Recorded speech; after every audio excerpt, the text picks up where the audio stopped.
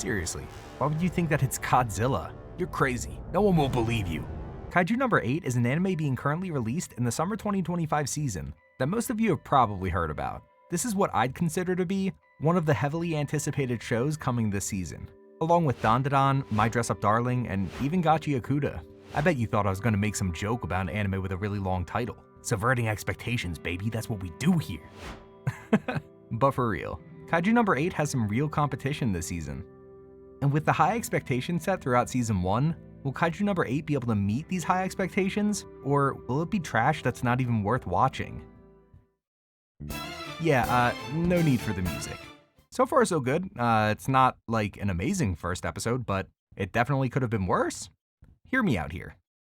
Kaiju number 8 season 2 begins shortly after Kafka's fight with Shinomiya's father, at the tail end of season 1. We begin with Kafka, our man/kaiju protagonist, surrounded by Defense Force guards, referring to him as a monster and threatening his life. Things get worse for him when he sees his childhood friend, Mina, waiting to blast him from a roof.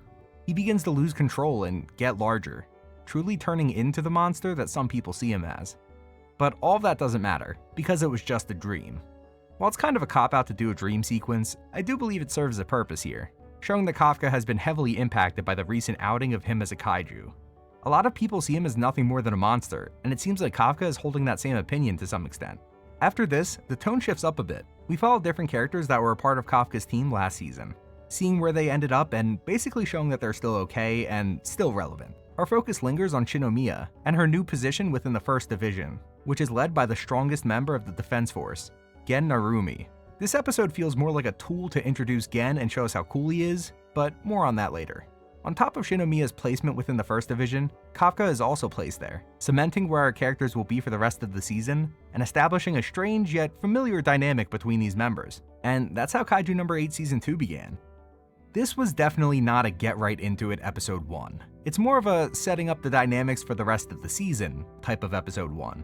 But because of that, it doesn't really inspire a sense of urgency for those that haven't seen it. Nobody is gonna say, man, you have to go see this new episode of Kaiju number 8. They assigned teams. It just wasn't super interesting or engaging. But when producing a show that lasts multiple seasons, the beginning of every season isn't always going to be go, go, go. Sometimes you have to take a step back and really lay down the groundwork, so the rest of the season can really flow. Some praise I do have for this episode, and the series in general, is that the soundtrack is super solid, particularly when a kaiju appears. It's very Godzilla-esque, super nostalgic while still feeling distinct enough to the series. So when a single kaiju that's definitely not Godzilla, why would you think it's Godzilla, shows up, you know it's gonna be some heat.